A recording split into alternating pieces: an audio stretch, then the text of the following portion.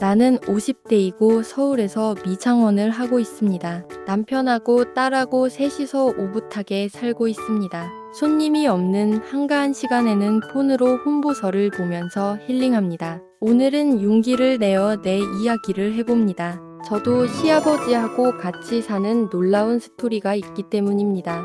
지금 불금 8시 바로 시작합니다. 구독, 좋아요 부탁드립니다. 결혼을 하려고 부산 시댁에 첫 인사를 왔습니다. 아주 젊은 시아버지가 혼자 저를 맞이합니다. 결혼을 한다고 하니까 전셋집을 하나 얻어주었습니다. 혼자 사는 자기는 신경 쓰지 말라 하면서 아주 편하게 해주었습니다. 시아버지가 아주 쿨한 성격이고 자기 관리가 엄격한 분이었습니다. 참 멋진 시아버지이구나 하고 생각이 들었습니다. 남편이 어렸을 때 시어머니가 바람 피워서 집을 나갔다네요. 그 시어머니가 참 이해가 안 갔습니다. 저렇게 멋있고 잘생기고 직장 좋은 남자 버려두고 바람을 피우다니. 시아버지는 절망에 빠져 혼자 애들 키우며 살았대요. 엎친 데 덮친 격으로 교통사고로 얼굴에 흉터까지 있습니다. 그 뒤로 좋아하던 술과 담배를 딱 끊고 절에 다니면서 살았대요. 재혼도 안 하고 평생을 혼자 고독하게 살았대요. 시아버지가 참 불쌍하고 안 되어 보였습니다. 잘해드리고 싶은데 잘해드릴 방법이 별로 없었습니다. 시누이는 미국 유학 가서 현지에 눌러 앉았습니다. 그리고 집에는 거의 안 왔습니다.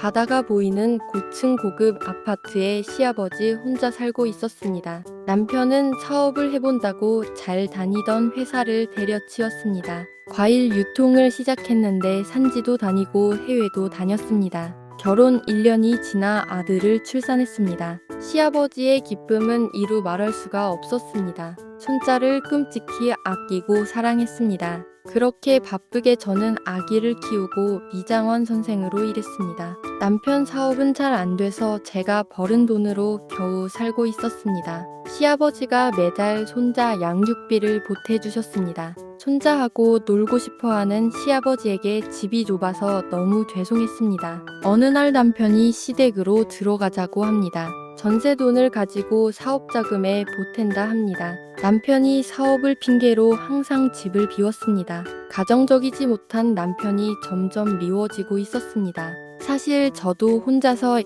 키우고 직장 생활하기가 너무 힘들었습니다. 시아버지는 같이 사는 것을 거절했습니다. 다급해진 남편이 나보고 직접 가서 부탁을 하라고 합니다. 제가 가서 아버님 제가 잘할게요 하면서 부탁을 드렸습니다. 우리 시아버지 평생 여자들에게 별로 친절하지 않으신 분입니다. 물론 시어머니의 배신이 중요한 원인이기도 합니다. 고모님 말씀에 의하면 유일하게 며느리인 나를 좋게 평가한다네요. 과연 그 말이 맞는지 내 부탁을 들어주었습니다. 욕실 달린 큰 방을 저희들에게 주셨습니다. 그렇게 안 하셔도 된다고 몇 번을 말씀드렸습니다. 하지만 단호하게 그렇게 했습니다. 시아버지와 같이 살아보니 제가 너무 편했습니다. 집안 살림을 얼마나 야무지게 꼼꼼하게 하는지 감탄했습니다. 그 전에 은행원 출신이라더니 과연 꼼꼼했습니다. 긴 세월을 고독하게 혼자 살아온 남자의 외로움을 자주 느꼈습니다. 그럴 때마다 손자는 할아버지를 바쁘게 했습니다. 집안일이 반으로 줄어들면서 너무 편했습니다. 쾌적한 고급 아파트에 눈을 돌리면 푸른 바다가 보였습니다. 어촌에서 자라서 그런지 바다가 너무 좋았습니다. 할아버지와 손자는 정말 사이좋게 잘 지냈습니다. 남자라는 게 저런 역할도 하는구나 하는 생각이 들었습니다. 어렸을 때는 형제 많은 집에 가부장적인 친정아빠만 봤고 결혼해서는 이기적인 자기 일에 바쁜 남편만 봤습니다. 시아버지가 보여주는 세계는 일찍 맛보지 못한 신세계였습니다. 결혼하고 처음으로 여유있고 행복한 시간을 보냈습니다. 엄마 생일이 되어서 온 가족이 고향 마을에 모였습니다. 남편은 바쁘다고 출장을 가버리고 아들하고 둘이서 갔습니다. 방문을 열면 바다가 보이는 아름다운 고향집을 오랜만에 방문했습니다. 오랜만에 세자매가 떠들썩한 시간을 보냈습니다. 한참 수다에 빠져 있는데 갑자기 온 세상이 시꺼멓게 변했습니다. 5살짜리 아들이 연기처럼 사라져버린 것입니다. 저기 백사장에서 애들하고 놀던 아들이 사라져 버린 것입니다. 그리고 시작된 무서운 악몽. 3일 밤낮을 울며 찾아도 아들을 찾을 수가 없었습니다. 시아버지가 달려오고 남편이 달려오고 그렇게 자식을 보내고 저는 그 백사장의 망부석이 되어버렸습니다. 하염없이 백사장에 앉아서 아들을 기다리며 한 달을 보냈습니다. 기다리다 못해 달려온 시아버지 차에 실려서 집으로 왔습니다. 아들이 떠난 이래로 우리 집과 남편은 원수처럼 되어버렸습니다. 저는 세상과 담을 쌓고 방에 틀어박혔습니다. 남편은 저 꼴 보기 싫다고 집에 들어오지를 않습니다.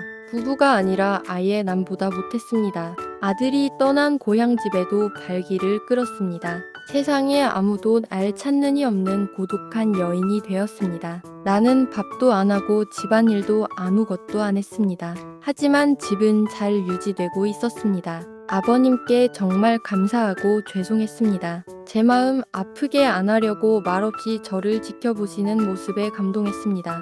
하지만 시간이 속절없이 흘러가고 저는 점점 이상하게 변해갔습니다. 세상 모든 인연을 끌고 절에 가고 싶었습니다. 비구니가 되려고 마음을 먹고 짐을 쌌습니다. 가방을 끌고 나오니 시아버지가 어디를 가냐고 저를 막아섭니다. 작은 목소리로 절에 가려고 한다 말했습니다. 차 한 잔 마시고 가라고 둥글레 차를 한 잔 그려주십니다. 따뜻한 차 한 잔에 마음이 약간 따스해집니다. 이제 가려고 일어서는데 데려다 주겠다고 차를 타라 합니다. 말없이 운전을 하는 남자의 옆모습이 참 외로워 보였습니다. 내가 저 사람의 보물을 잃어버렸구나. 내가 저 사람을 외롭게 만들었구나. 가슴속에서 자책이 쏟아집니다. 그리고 이제 나마저 저 사람을 떠나려 하는구나. 아버님이 저를 데리고 간 곳은 통도사였습니다.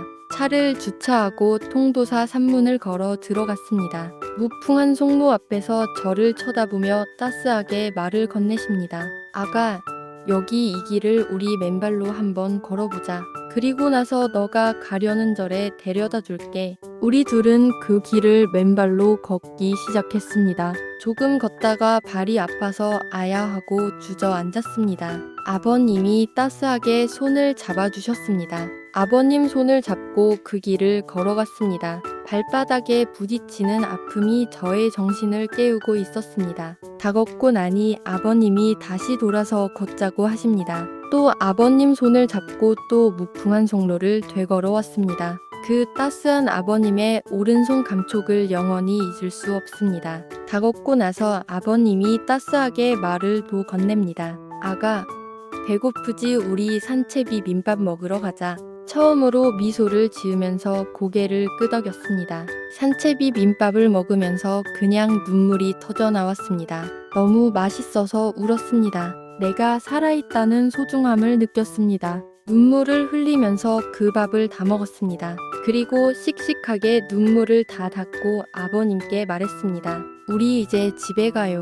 돌아오는 차 안에서 아버님을 쳐다보았습니다. 나를 쳐다보며 빙긋 웃는 그 모습이 가슴에 찍혀버렸습니다. 갑자기 속에서 이런 말이 솟아올랐습니다. 다시는 저분을 외롭게 하지 않겠다. 나는 그 다음 날부터 미장원에 다시 출근을 했습니다. 그리고 며칠 있다 남편이 술에 취해 밤늦게 집에 돌아왔습니다. 밝은 모습으로 남편을 맞이했더니 외려 화를 냅니다. 그리고 씻을 수 없는 말을 내 가슴에 꽂아버렸습니다.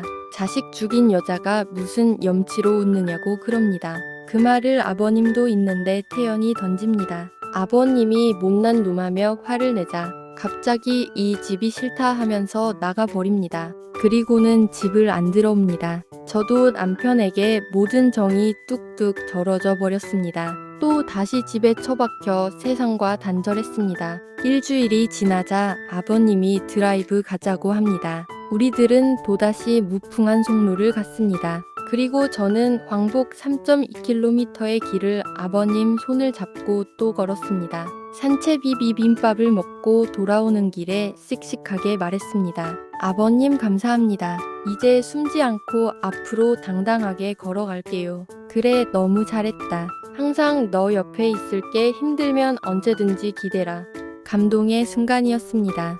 그리고 시작된 우리들의 생활. 나는 점점 힘을 되찾아갔습니다. 아들이 떠난 이래로 남편도 떠나버렸고 친정도 멀어졌습니다. 유일하게 내 곁에 남아있는 사람이 시아버지였습니다. 시아버지에게 최대한 효도를 다하면서 살았습니다. 아버님은 여자에 대해 철저하게 냉정했습니다. 믿었던 시어머니의 외도로 인한 상처가 컸습니다. 저에게 일정한 거리를 두려고 애쓰는 게 눈에 보였습니다. 딸하고도 사이가 안 좋은 것 같았습니다. 잘 키워놓았더니 자기 생모하고 연락한다고 너무 섭섭하다고 합니다. 고독한 중년 아저씨가 참 불쌍해서 항상 잘해주려고 노력했습니다. 고독하고 의지할 데 없는 두 남녀는 조금씩 가까워졌습니다. 집안일도 이제 같이 하기 시작했습니다. 화초를 키우는 것을 좋아해서 둘이서 열심히 키웠습니다. 금방 큰 얼분 집이 화초로 가득 찼습니다. 저는 틈만 나면 아버님한테 무풍한 송로 가자고 합니다. 유일하게 그곳을 가야만 아버님 손을 잡을 수 있었습니다. 이제 손을 안 잡아줘도 되겠네 하면서 손을 안 잡아줍니다.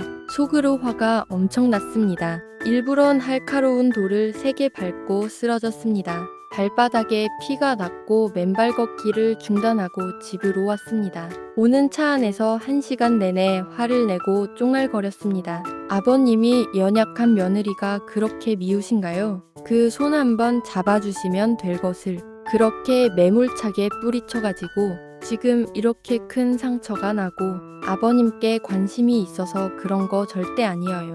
그저 몸이 약한 여자가 한번 도와달라는데 아가 정말 미안하다. 아버님은 오는 내내 계속 사과를 했습니다. 그리고 그 다음 주에 다시 갔습니다. 이제는 서슴없이 제 쪽에서 손을 꽉 잡았습니다. 돌아오는 길에는 한술 더 떠서 불안하다고 팔짱끼지 끼었습니다. 그랬더니 갑자기 그가 얼굴이 벌개졌습니다. 더 놀라운 것은 신체 앞쪽이 불룩해지는 거예요. 그걸 보고 제 가슴이 울렁울렁해지면 애 얼굴도 벌개졌습니다. 우리들은 은연중에 서로에게 가슴 떨리는 상대가 되어가고 있었습니다. 남편은 그러고 나가더니 집에 들어오지를 않습니다. 들리는 소문에 여자하고 동거를 하고 있다고 합니다. 이혼하려고 결심했구나 하는 생각이 들었습니다. 저도 이혼하고 이 집을 떠나야 한다는 생각을 하고 있었습니다. 아버님에게 열려버린 이 연정 때문에 여기 머무르고 있었습니다.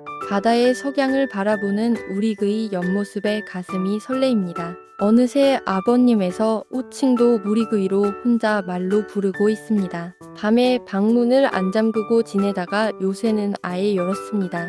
곧 내일 모레 마흔인 며느리는 본능에 울고 있습니다. 완전히 풀어 헤쳤습니다. 언제든지 들어오세요. 그래도 저 돌부처 영감은 아무 반응이 없습니다. 기다리다 지쳐 이제는 자증이 납니다. 분명히 둘이 맨발로 걸을 때는 바지 앞이 불룩해집니다. 그냥 콱 손 뻗어 메기 한 마리 잡아버릴까 몇 번 망설였습니다. 요새 가끔씩 생각하면 그때가 그립습니다. 온통 그 사람한테 푹 빠져서 애태우며 살던 짜릿한 시절이었습니다. 불륜이라는 생각도 전혀 안 들었습니다. 오로지 세상에 그와 나 둘만이 존재하고 있었습니다. 그 짜릿짜릿한 시간도 어느 날 끝나버렸습니다.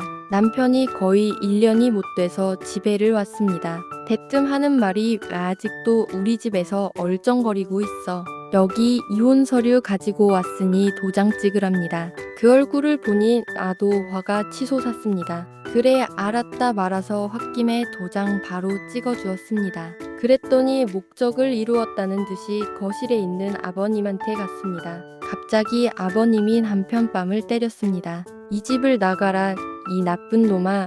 골도 보기 싫다. 그리고 남편은 나가버렸고 저는 혼자 방 안에 남았습니다. 자식 죽고 이혼당하고 내 팔자가 너무 서러워서 엉엉 울었습니다.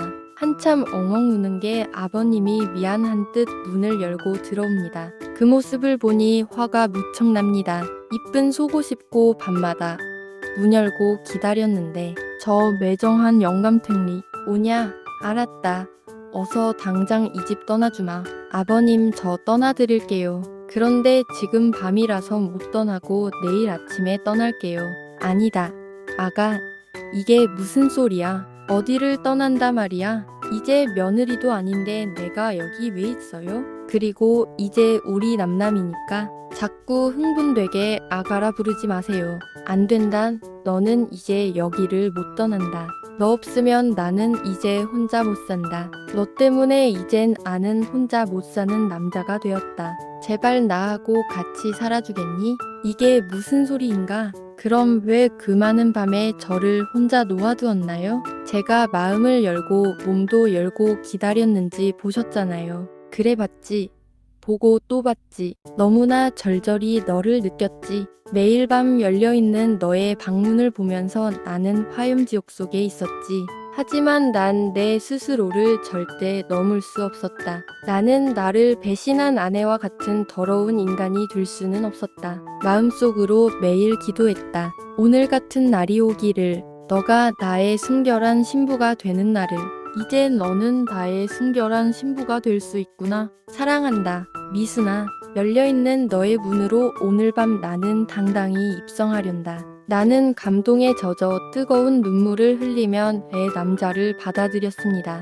기절할 것만 같은 달콤한 키스가 끝났습니다. 그리고 조금 있다 나는 엄청난 고통에 휘말렸습니다. 뻐근한 통증이 하복부에 밀려왔습니다. 얼마나 아프니? 네, 엄청 아파요. 그래도 참을 수 있으니 괜찮아요. 아버님은 그날 나에게 지옥과 천국을 몇 번이나 왕복시켜 주었습니다. 나는 그날 밤 그의 밑에서 몇 번이나 그에게 영원한 사랑을 서약했습니다. 우리는 바로 호적에 등기하고 정식 부부가 되었습니다. 그리고 나는 시도 때도 없이 그이에게 뻐근하게 시달리며 살았습니다. 남편은 그동안 참았던 욕심을 한없이 내게 풀었습니다. 자기야, 나 뻐근하게 해줘. 알았어, 바로 갈게. 하하하. 우리는 바로 서울로 이사를 왔습니다. 1년이 지나 딸을 놓고 지금까지 알콩달콩 살고 있습니다. 행복이란 게 이것입니다. 이것 이상 없네요. 구독자 여러분, 혼보설 오늘 여기까지입니다. 끝까지 읽어주셔서 엎드려 감사드립니다. 구독, 좋아요는 저에게 큰 힘이 됩니다. 다음 불금 8시에 돌아오겠습니다. 세상에 건강보다 소중한 것은 없습니다. 육체를 잃으면 모든 것을 잃어버립니다. 맨발 걷기 자주 하십시오. 통도사 무풍한 송로 맨발 걷기 정말 그립습니다. 자주 맨발 걷기 하십시오. 작가 올림.